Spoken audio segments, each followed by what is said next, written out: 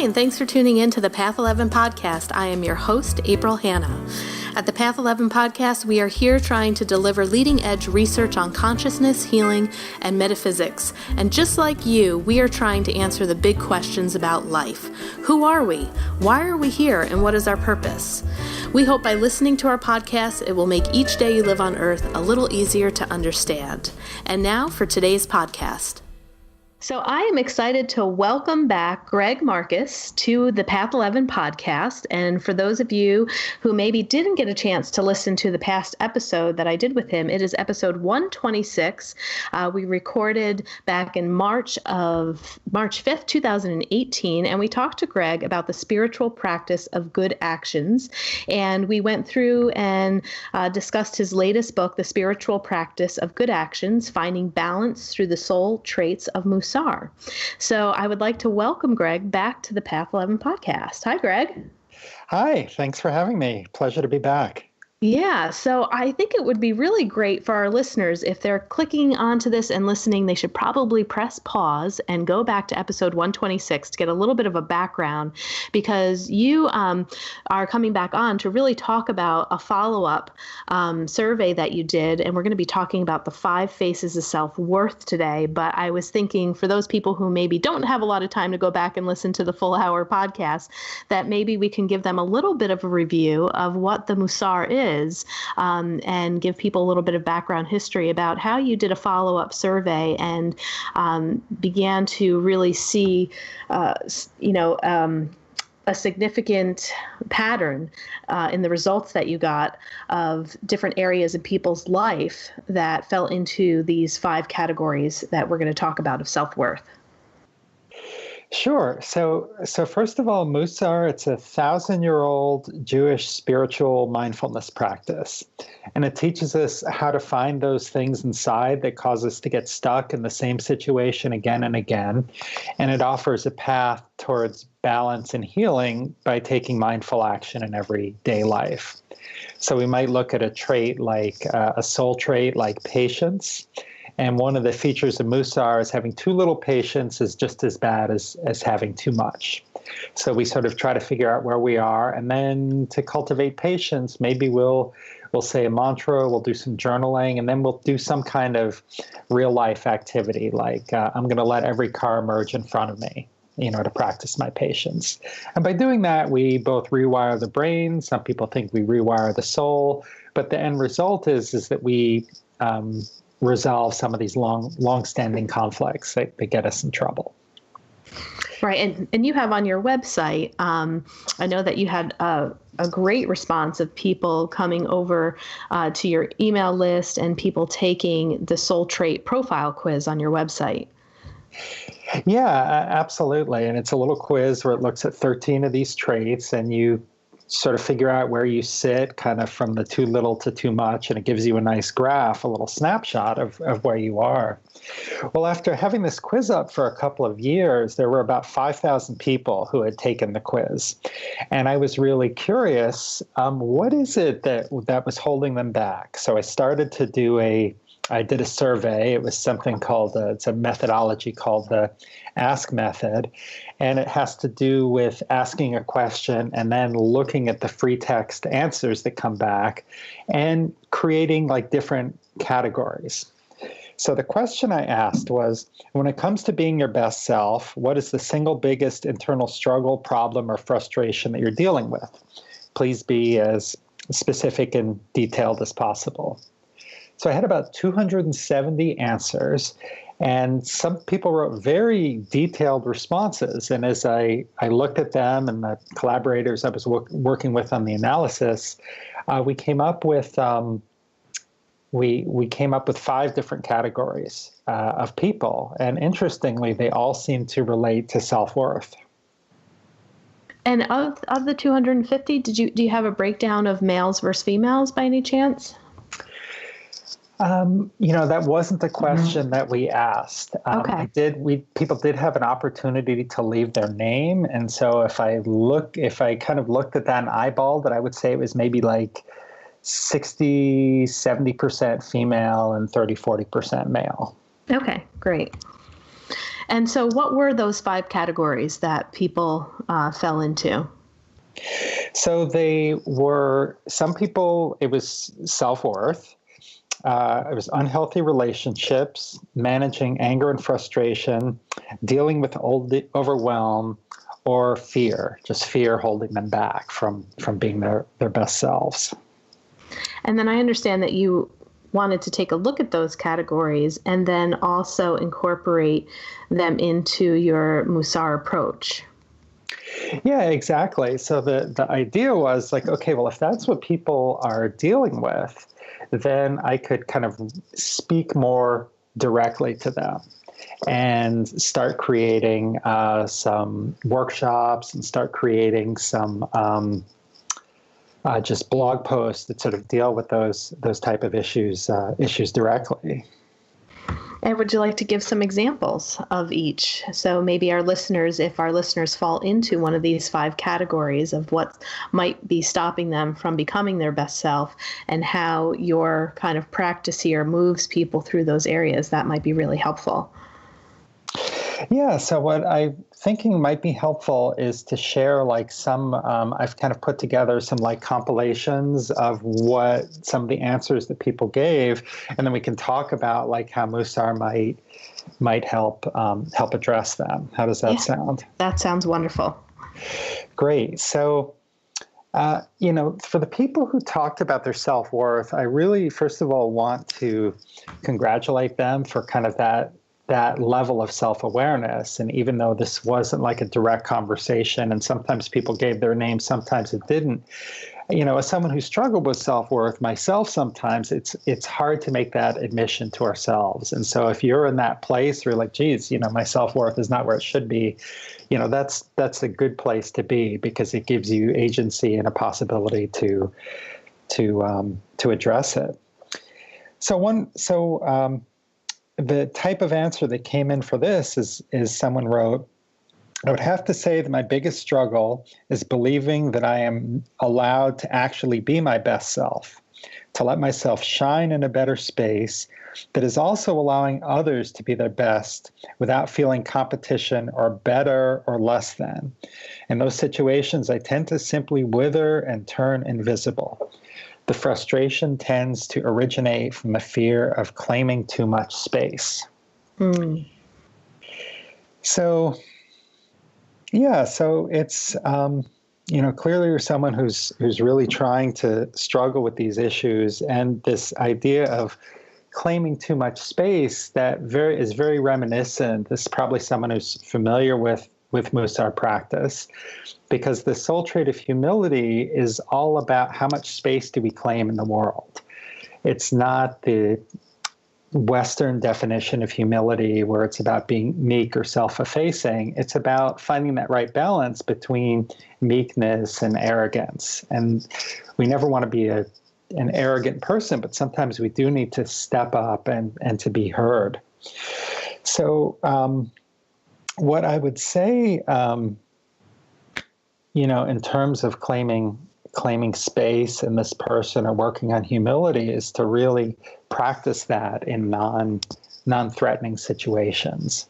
Maybe with a friend or with a spouse or with someone, to practice asking for what you want a little bit more. To just say, okay, I'm going to claim a little bit more space, and I'm going to do it in this non-threatening way. And that's the whole Mussar methodology. We don't go to the hardest case. We start from where we are, and we start with some easier cases and gradually build up a virtuous cycle of change.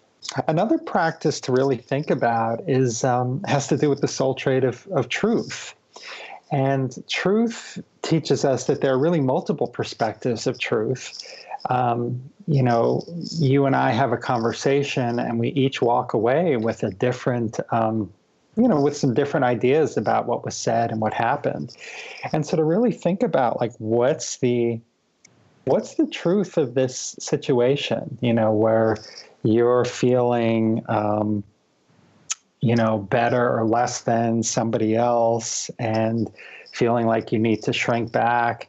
And to realize the truth is that, you have a soul, they have a soul, You're two human beings. Your innate worth is the same, and to really feel comforted and secure in that way, and to use that to kind of tap into that to gain a little bit of courage and reassurance in the situation. Mm. And also just, both parties recognizing that we're all doing the best we can with what we got. Yeah, absolutely. Absolutely. And having that, and yeah, what I love about that is it also kind of speaks to compassion. It's like, hey, I'm not perfect. This other person's not perfect. Yeah, maybe I didn't do, okay, they're a better trumpet player than me.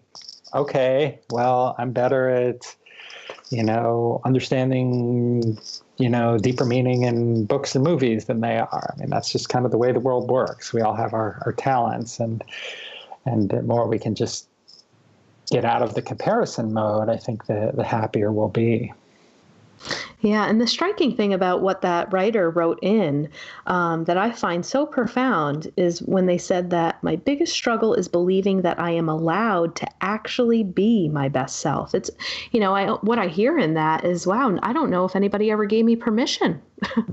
Yeah, that's right. And, again, that's a really profound thought to have about yourself. And it's my heart is really open to people who feel like that, and to realize that, we all inherently have that permission, but Right. Sometimes it doesn't feel like that. Maybe we got messages that like, hey, don't be a show off, or don't, hey, your older brother is the smart one in the family, and you just kind of do the dishes or whatever. And many of us have gotten those kinds of messages. And Yeah, when I think about the messages, even from my childhood, I always remember my grandmother saying, well, just do the best you can. And, if I came home or if I was disappointed, or maybe our sports team lost, and she said, well, did you do the best you can? And I would always say yes. And that always stuck with me. But I don't think she never asked me, but what is your best? Or really kind of poked me. I don't know if I myself ever had anybody say, well, who do you think your best self is? I mean, you kind of, as you grow older, you tend to maybe ask yourself that question, but you're right. I think that we kind of have some of that subconscious programming from our childhood of the messages that we got about self-esteem or society, and, what does it mean to be our best selves? I wonder how many people actually question that or ask themselves, what does my best self really look like? I think that's such a fascinating question, because I had never actually thought about it in that way either. I mean, to even ask the question, to realize, hey, you have a best self and you have a not so best self, and that we have good days and we have not good days, and that we actually have the ability to move towards being more of our best selves. It's not about changing who we are. It's just about getting to a place where we're just living more authentically, and living is the best that we can do. Yeah, and that kind of goes nicely into maybe the next face of self-worth, which is relationships. We were just recording another podcast before you, and they were giving an example about somebody who had been married 5 times. And he had said to the person, well, you have to stop looking for the perfect relationship or the perfect partner, and you have to be the perfect partner. That is so beautiful. I love that, because it's very much along the lines of what we're seeing. Because if we don't love ourselves, then how can we give love to somebody else? Exactly. And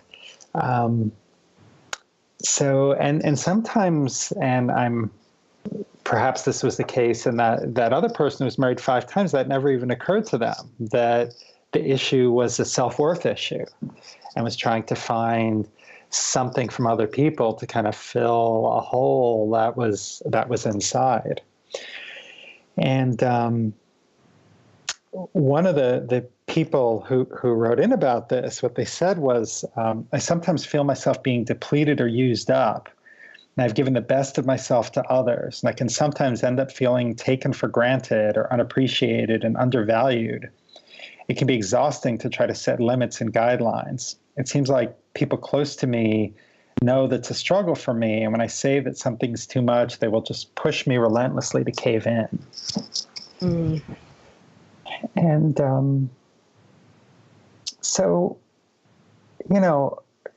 again, when people are, it can be a struggle at times, especially if we're not feeling good about ourselves, to set those boundaries. And it's almost like certain people get like this sixth sense, or they smell blood in the water, or they smell weakness, and they sort of say, oh, there's not a lot of conviction behind that no. And if I really push, they will cook dinner tonight, or they will work on this slide presentation and get it back to me by tomorrow, even though, I didn't ask for it till 5:00 in the afternoon. Yeah. And that's one of the things, when you give that example, I hear loud and clear. It's, it does feel like that there's some boundaries going on there. But I also get a sense when you read that quote, and this kind of talks a little bit about maybe the way in which we love or give, that sometimes it can be conditional. Because, sometimes I feel like if you are feeling like you're being taken for granted or unappreciated, or you're going above and beyond to help others, but then if you have to state that you're going above and beyond to help others and you're feeling unappreciated, to me, that feels like you're giving from a place where there's an expectation of receiving back, or wanting people to behave in the way in which you give to others, and feeling very disappointed with an expectation that, well, I give and give and give, and this person just takes and takes and takes. So that seems a little conditional to me. Yeah, no, I think that's a really good point. And I guess I think it depends a lot on like which sort of relationship you're in. Like if you're in, like if it's sort of a more intimate relationship with like a spouse or a life partner type of person, then we would want to be in a relationship where we can give unconditionally, and we're also going to receive. If we're a parent, we're not going to get back what we give from the kid. As someone who has, learned some painful lessons about that, where it's an unreciprocal relationship. And then at work, we can really get taken advantage of, because sometimes we might think that, oh, this is a really close friendship, and of course they're going to reciprocate. And that's just not the way it works in the workplace sometimes. So we don't know the context that this person is talking about. But whichever one it is at the end of the day, we need to own our own place in that relationship, and becoming, the more we can come at it from a place of calmness and self-assurance and self-love, then we'll have more to give and more ability to set boundaries if we need to do that. Right. And maybe even feel less disappointed, or like you said, less drained. Yes, absolutely. Because it's the disappointment is the hard part. Like that's where there's been this misaligned expectation. Right. And which soul traits do you recommend for that, if this is where people are struggling? Yeah. So the soul trait of honor is about honoring the divine spark in everyone, or if you're not sure about divine sparks, just honoring the basic humanity of each person. And sometimes if we're giving too much honor to other people, that we're not saving enough, that we can put ourselves in a place where we start feeling disadvantaged. So what we can do to, as a practice, if we feel like we're giving too much honor to others or being too obsequious, is we can start like saying no and offering alternate solutions. So sometimes if we kind of get into this place where we're feeling taken advantage of, then it's like, no, the heck with you, I'm not going to do it. Whereas if we say no and offer a solution, it's like, hey, no, I'm sorry, it is it's 8:30 at night. You're calling me to ask for something at the last minute. I can't give this to you now, but I can give it to you at 10 o'clock tomorrow morning. Mm-hmm. Or, hey, no, I can't stop what I'm doing right now and go get this thing for you. But if you look in the third drawer in the desk, you'll find the file that you need. Mm-hmm. Good examples there. And how about managing emotion? Let's keep moving on. Often like when we're dealing with frustration and anger, it can be this feeling that I'm not getting what I want, or my needs are not getting taken care of. And when that happens, we just react. Like this person said, I jump to frustration or anger very quickly. Sometimes it seems out of my control. That's just where I go first. I know I have several triggers that make this happen, and I would like to manage my reactions instead of jumping to a negative one. Well, Rabbi Pear said that one of the things that Mussar can help us do is to kind of create more space between the match and the fuse. And an obvious place to start is by practicing patience. And there's a patience mantra, which is that this too shall pass, and I have the strength to get by until it does. Now, if we're in those triggered situations, that's not going to help because we're getting triggered. But if we can create situations like, I'm going to pick a longer line in the grocery store, and I'm going to sit here, and I'm going to wait, and I'm going to say my mantra, it really does help. Create a habit of pausing and waiting when these triggering situations come up.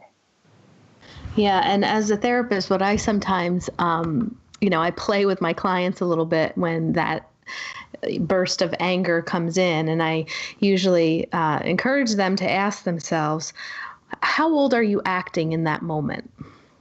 And sometimes they'll recognize that it really is more of an inner child issue. At least that's what I've come to see sometimes, that when we are getting really angry or frustrated, it can tend to be that inner child within us that maybe has not yet been healed, or is having a little bit of a tantrum, or is feeling very scared, and needs maybe control. And that can sometimes make people laugh. And they're like, okay, yeah, I was probably acting about 5 years old. And so you and I were kind of talking in like the same language and same idea with some different techniques. And, I too will work sometimes to coach my clients to be less of that reactor and more of an observer.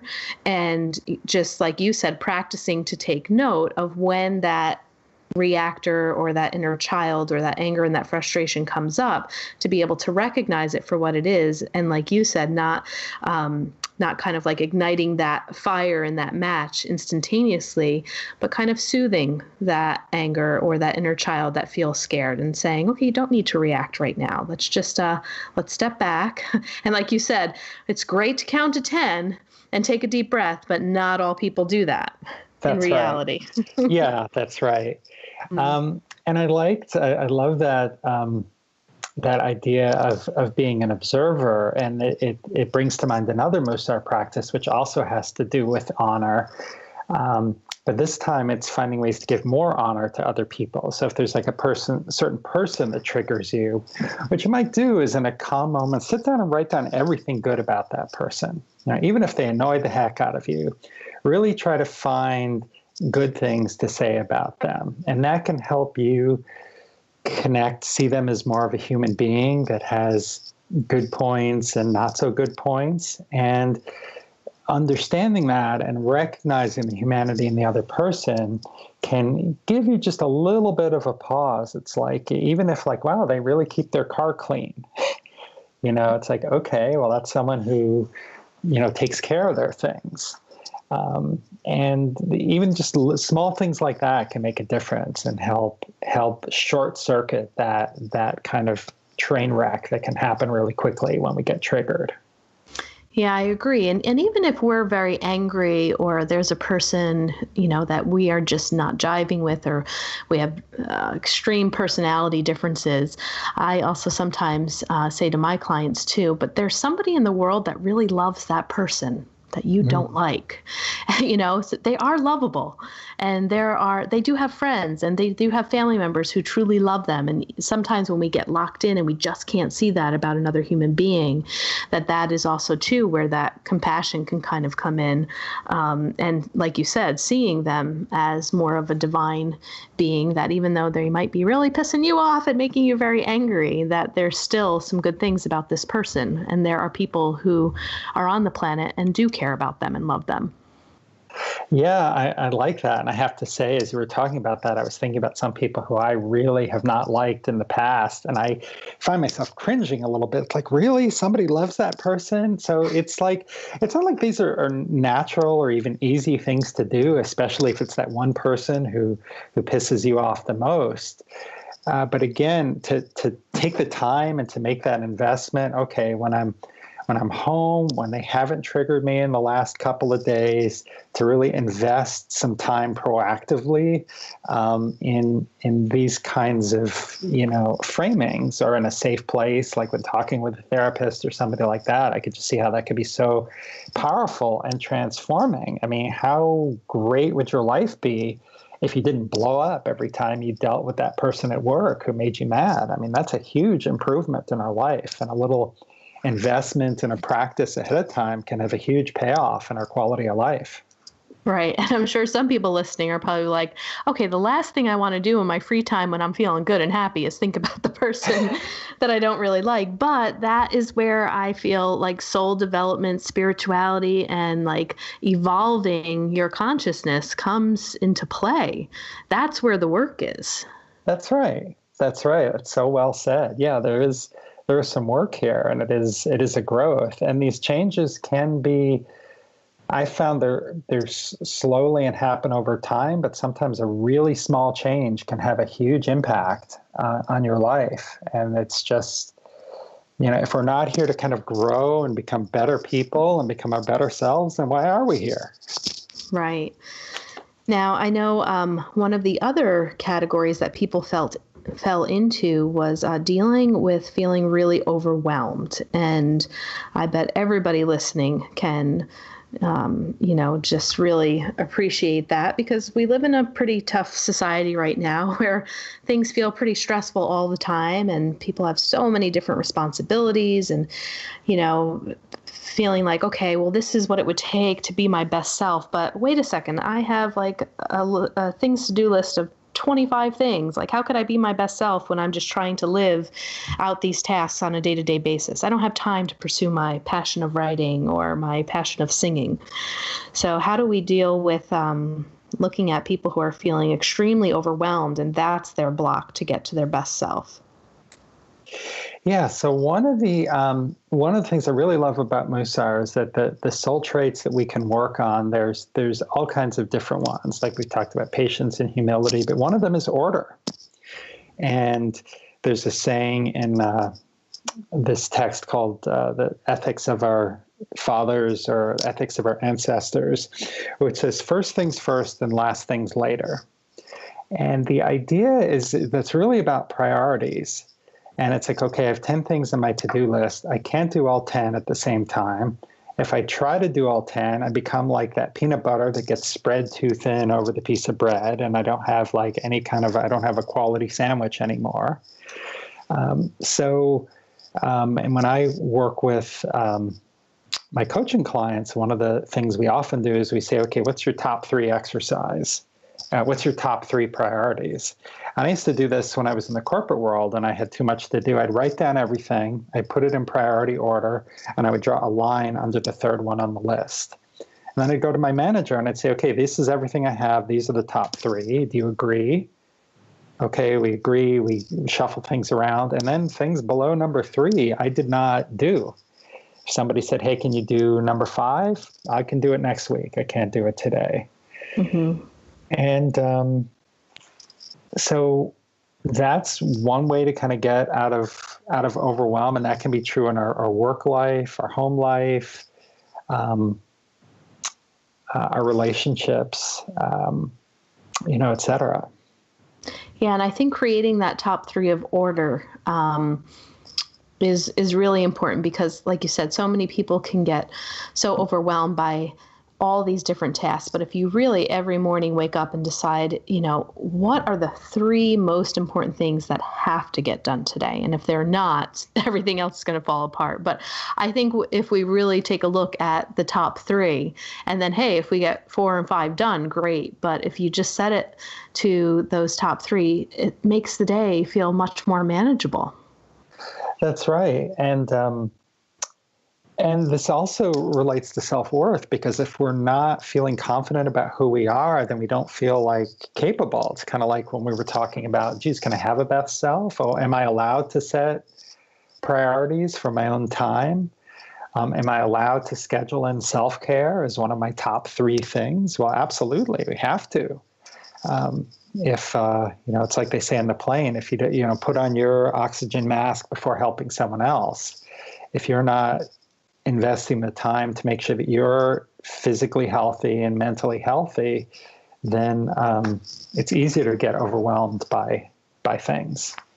Yeah, I remember somebody once telling me too that, kind of their task list, like they love to make lists, but it was almost reinforcing their low self-worth of not feeling successful and feeling more of a failure, because they would have like about 15 things that they were goal-oriented and really wanted to accomplish. But in a day, without anything just popping up, it would probably be pretty impossible. And I don't know if there were enough hours in this person's day to actually finish all 15, even if you were your most productive self. So I remember we were talking about breaking that down, similar to what you're saying, and what are the most important top 3 things to do, because then that in itself is building that confidence. It's making you feel successful. It's not reinforcing failure. It's not making you feel like, oh, look at what I did not get done.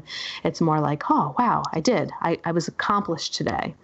So sometimes our lists can almost sabotage ourselves or keep us in that pattern of reinforcing that failure that we might be feeling of not completing everything on time. Yeah, that's reminding me that, I am also a recovering workaholic, and I used to work 90 hours a week, and sometimes I'd have lists, sometimes I didn't, but all of that work was a way to kind of avoid looking inside. And it was a way to try to find that kind of fulfillment. And I kept thinking, okay, if I could just get these other things done, then people would notice me, or I would feel better, I would feel successful. And that's not an answer. It only makes things worse. It doesn't make things better. So I totally hear what you're saying. Yeah, that totally makes sense. Yeah. And then the other category that people fell into, which is, I would think probably one of the biggest, is fear. Fear holding people back to being their best self. And fear is a showstopper for sure. Yeah, fear is a showstopper for so many people. And it's interesting, in my own journey, I just realized that in the last few months that I actually carried around a lot of fear, but I never processed it in that way. That I sort of knew, okay, I have some self-worth issues I'm working on, but I didn't realize how tied that was to fears, and that things were, I would think, oh, I'm not confident enough to do this. Well, that's because I was afraid of what somebody was going to think of what I did. And so often when we get into that fear place, we stop ourselves. We don't speak up because we think we're going to say the wrong thing, or we want so badly to be liked that we'll try to dress in a certain way, which then isn't our authentic self. And then we find that we're not comfortable in connecting in the way that we could. So one thing that I suggest for people is to practice trust. Now, this is a challenge because trust stands for trust in the divine. And so not everybody is comfortable with the divinity, or not everyone's had a life experience which would say to them, oh yeah, well, things generally work out, and I've had all these bad things that have happened to me, and so how can I trust that things are going to work out? But I guess what I would counter that with is a saying from Mark Twain, who wrote that some of the worst things that I ever experienced actually happened to me.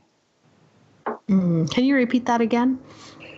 Yes, some of the worst things I ever experienced actually happened. Mm-hmm. And what I think he was saying is we create all the suffering in our head. Oh my God, this is going to happen, and that's going to happen, and that's going to happen. And then it doesn't happen. Mm-hmm. Like the person doesn't laugh at our joke, or the person actually laughs at the joke, and that they don't make fun of you, or they like the clothes you're wearing. And so all of this worry was really was really misplaced. And so if we can get into a place where we can just realize that we can't control the outcomes, we can't predict outcomes, we don't know how things are going to turn out, and we just need to trust ourselves and trust the universe that things are going to work out, it can really take off some of that pressure and that need to be kind of perfect about everything before we move forward.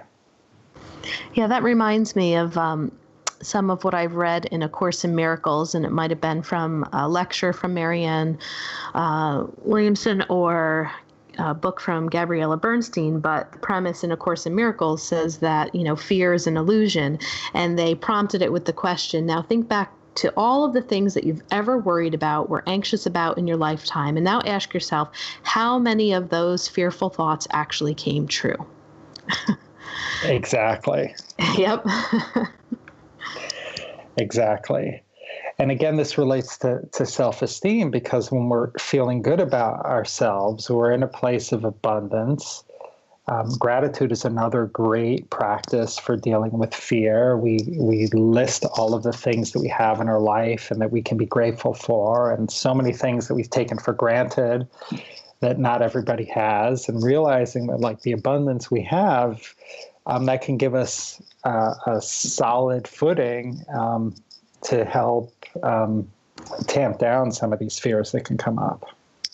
Yeah, so if people are interested maybe in taking that soul trait quiz that we talked about, or finding more information about your blogs and all of the work that you're doing, can you let people know what your website is so they can check out the great stuff that you have on there? Yeah, so my website is AmericanMussar.com. It's American, Mussar. If you go to the website, then you can take the soul trait quiz, you can go over to the blog, and each post has a very specific situation and a suggestion for a Mussar practice that you can do to address it. All right. Well, Greg, this was a lot of fun. I really love when people like to come back and do a follow-up from what our original conversation was. So people who have been following you from our past podcasts, and again, for our listeners, that's episode 126. I just think it's great because sometimes, we'll interview people and we have a great discussion, but sometimes we never get a chance to talk to them ever again, because they're off and they're busy, or it might be a few years. So it was nice to get you twice in 1 year. And I thank you for, reaching back out to us and letting us know that you had some additional information that you wanted to share with our listeners. So thanks so much for doing all the work that you're doing. And as always, it's great to have you as a guest on the Path 11 podcast. Well, it was my pleasure to be here. Thanks so much for having me back. And I loved continuing our conversation. If you want more information about our films, visit our website, path11productions.com, to purchase DVDs or to rent and stream each film. You can also find our trilogy of films on iTunes, Amazon Prime, and Gaia.com. You can still use our smartphone app for both Android and iPhones. Just search for Path 11 in the Google Play App Store, or if on an iPhone, look for Path 11 in the iOS App Store. Catch you next time.